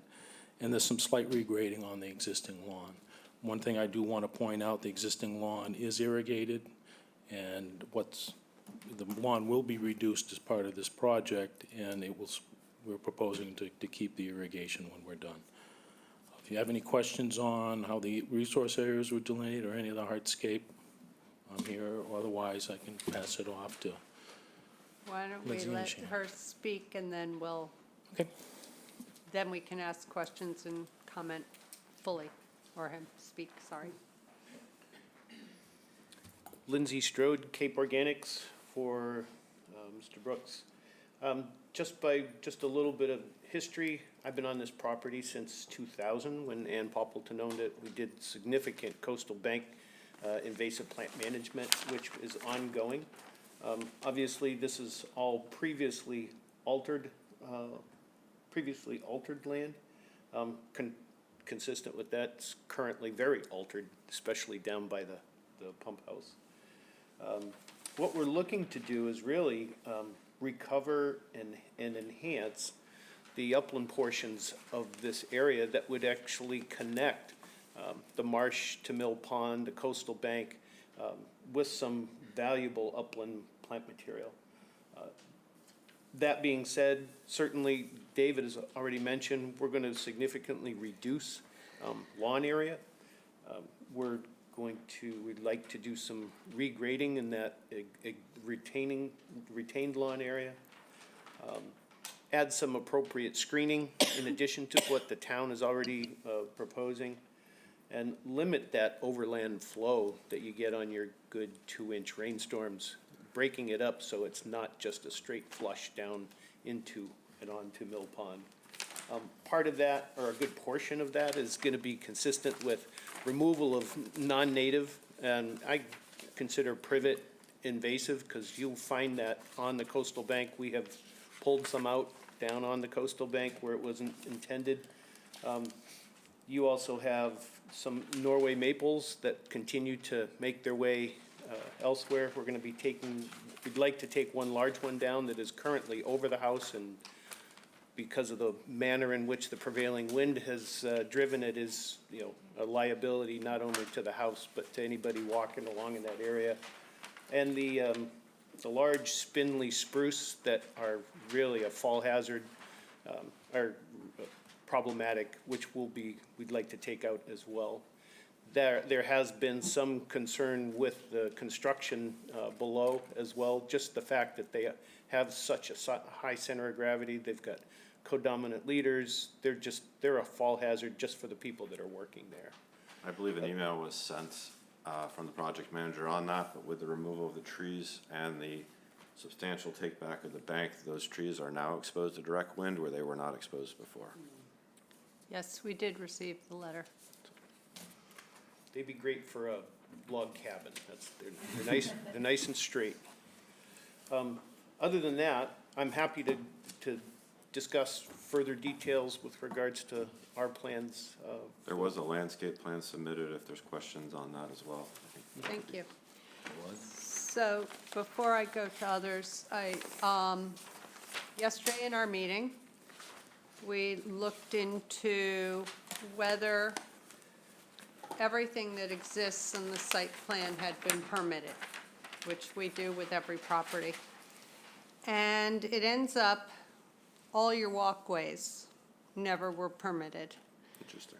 And the deck, the area behind the garage was smaller than what is currently shown and what you'll have on the new plan.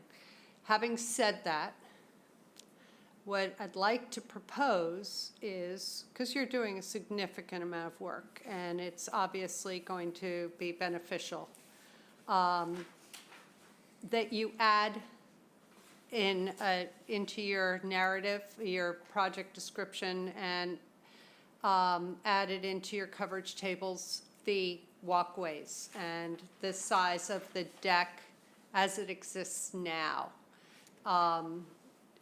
as additional coverage. We're not asking,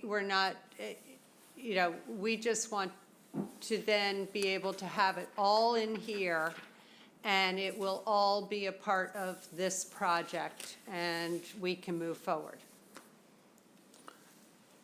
So how did you make the determination the deck's not permitted? They have a plan from, I don't remember what year. Crystal, if you're on, can you, or Catherine, or even, Paul, I can't. Yeah, I got it. Hold on. Oh, you do? I think so. Okay. Was Paul, it- do you want me to share? I have it up on my screen. Okay, yeah, thank you. I could, go ahead. Let me get this out of the way. Hold on.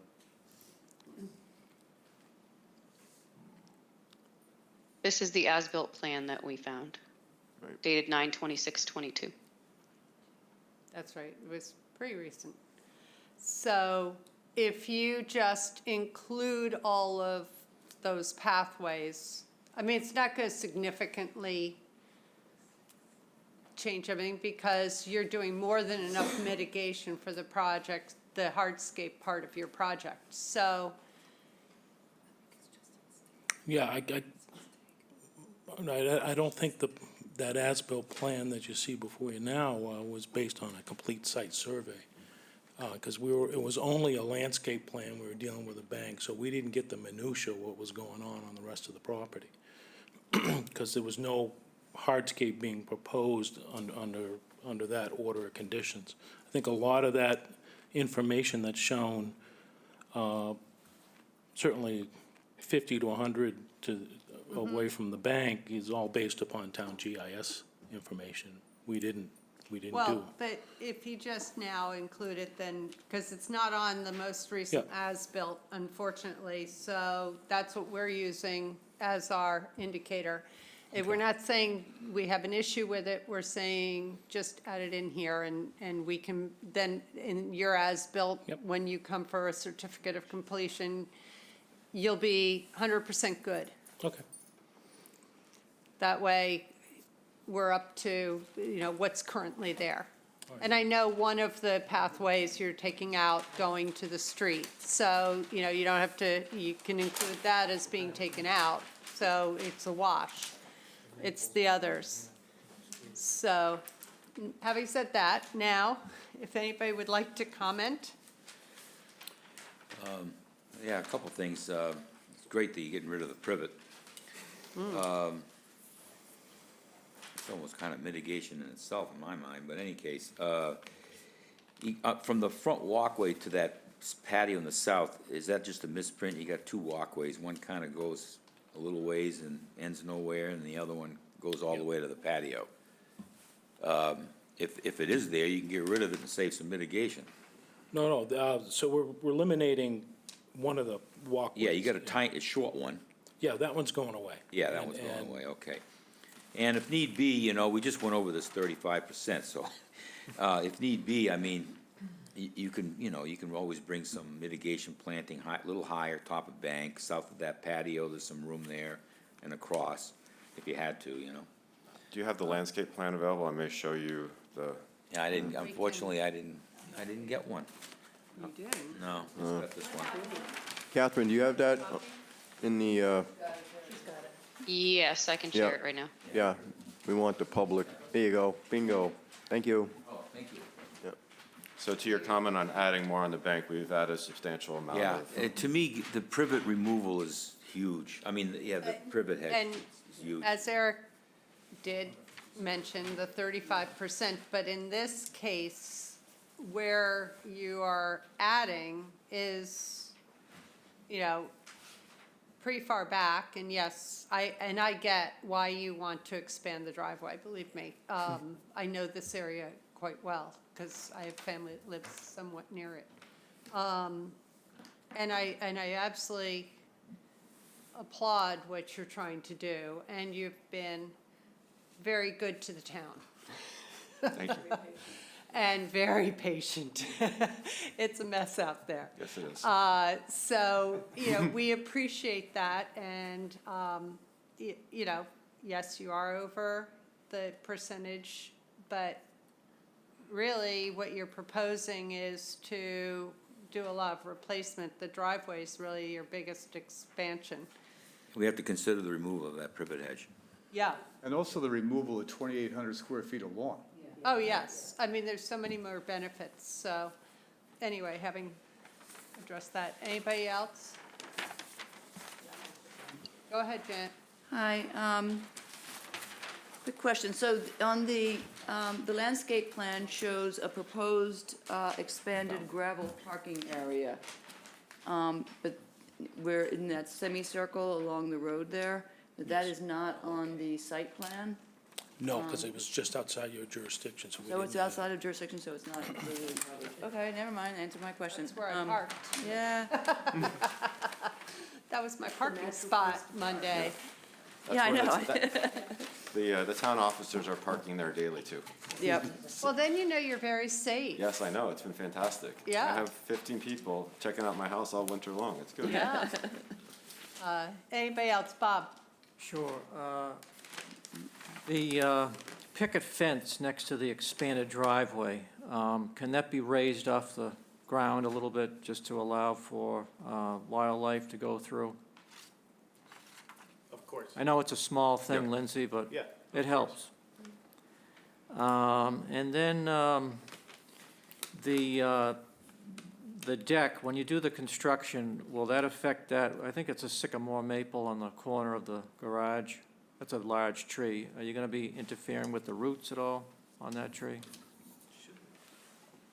No, the roots come out just to the walkway there, so the deck will actually come just to the roots, so it shouldn't be any impact to the roots. We're talking about one post to support the deck too, that's probably within the drip line of that tree. So it's just one post, so I doubt it's gonna have any impact on that tree. Okay. And all of the privet will be removed? That is the intent, yes. Correct. Good. There's additional privet up on the bank to the right of the patio that we'd like to remove as well. Good. Okay. And the spruces will be removed, and and some of the Norway maples or sycamore maples on the bank there? They should go. The one large one that's closest to the southwestern corner of the house is slated for removal. The one that's at the, right at the top of the coastal bank, no, because it's just, it's too much, it's stabilizing that edge. Okay. But you need sunlight to get the screening going on that bank to block the, Yeah, so that one big one, if we move it, it's gonna substantially impact the bank. Oh, yeah. The one that's closest to the house and reaching over the house, that's coming out. Okay, thank you. no generator.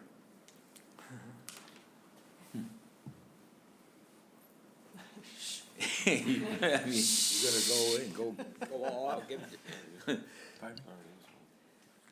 So, Oh, yeah. we, Yeah, Sorry, we there do. is one already. There's one on the northeast corner of the house. So you're asking me Cute. to add another one, there's the existing one already on the drawing.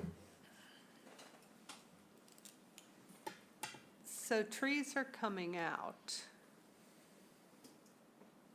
And you have trees going in, so, but I'm not seeing a list of, is it on, the trees that are coming out, is it on the plan? It's on the narrative. It's in the narrative, but they And it's on your should be plan. on the plan. It's on David's plan. Oh, it's on Yes. David's. I'm looking on the Yeah. wrong one. Yeah, on our site plan, it's the trees with the green dots. Yeah, are the that's three right, four that's trees. right. Yep, okay. Perfect, as long as they're marked.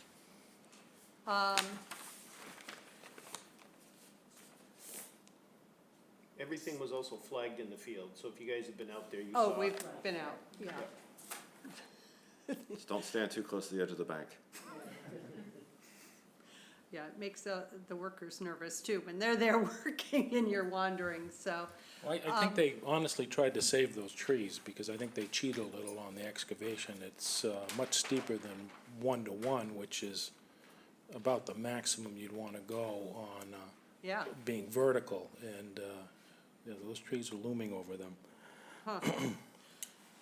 All right, so we need a new plan that shows different coverage and, you know, mentions that those pathways.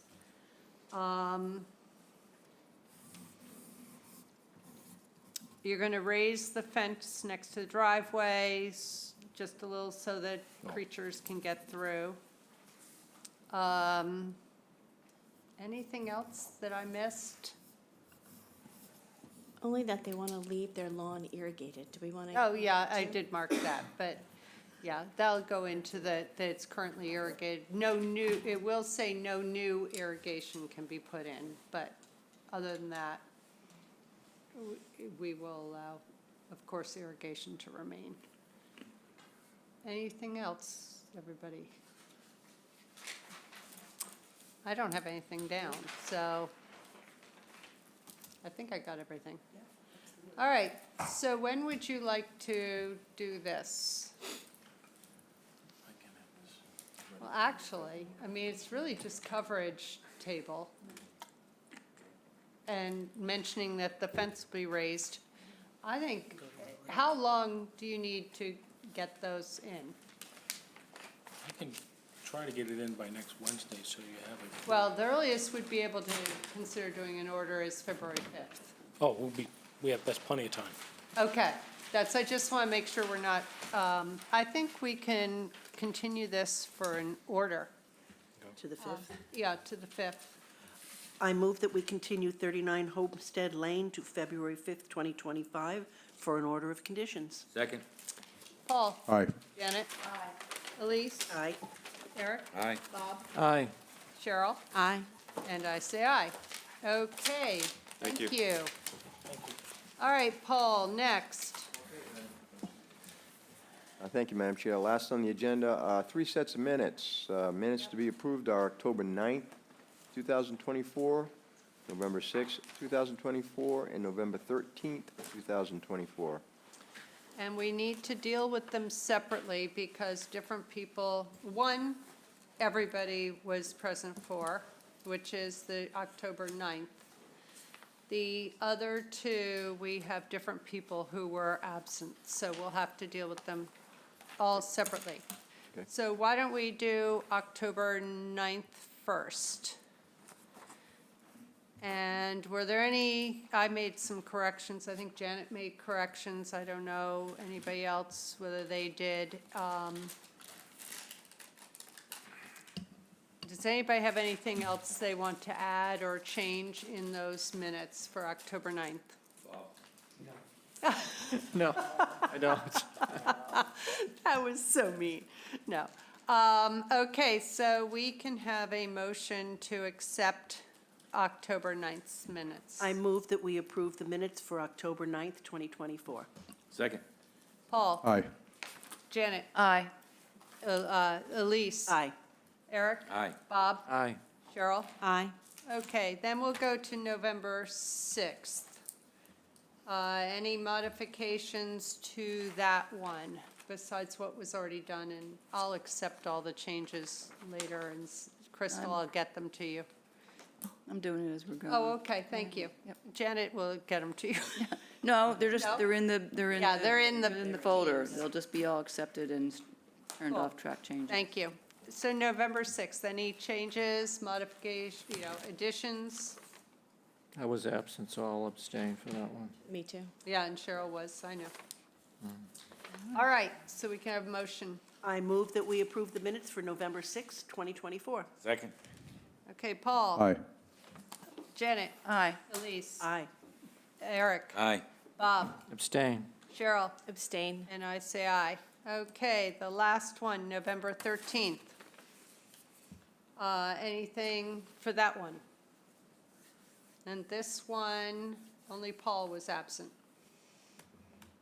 Okay, we can have a motion. I move we approve the minutes for November 13th, 2024. Second. Okay, Paul, Abstain. Cheryl, Cheryl, Aye. Bob, Aye. Eric, Aye. Elise. Aye. Janet. Aye. I'd mix it up. I think you're going to try to trick us. I don't know, I'm all messed up. Okay, so with that, we need one more motion. I move that we adjourn the meeting. Second. Madam Okay. Chairman? Somebody's there? Hello? Yes, Madam Chairman? Yes? Hi, this is Frank Messina from the Chatham Historical Commission. Can I give it just a 2-second announcement, so to speak? I don't believe, it's not on the agenda, and so we cannot entertain things that weren't on our agenda in case anybody would have been interested, right, Paul? Yes, Frank, you're not going to be able to do it this time. Well, it was on zero. Frank, let me finish. Zero crosswind times, and I just Frank, wanted could to you do let a Paul good speak, thank you. please? Please thank let Oh, Paul I'm sorry, speak. it's hard to hear. So Frank, we were told by the town that we used to have things that were unanticipated on the agenda at the end. We're not allowed to do that anymore under the open meeting law. So you'll have to call us, and you can get on the agenda and discuss whatever you need to do. I'm sure it'll be a simple matter, but today you can't do it. Sorry. I just wanted to say thank you. Oh, Oh, well. all right, thank you. Yeah, yeah, okay. And I will ask to be put on the agenda for a future item, but you guys have long agendas, so, anyway. Thank I you. wanted you. to thank Thank you, sorry. Sorry, we just have to be careful. Got it, I know. All right. Thank you. So could we have a motion? Yes, we can. I move that we adjourn the meeting. Second. Paul? Aye. Janet? Elise? Aye. Eric? Aye. Bob? Aye. Cheryl? Aye. And I say aye.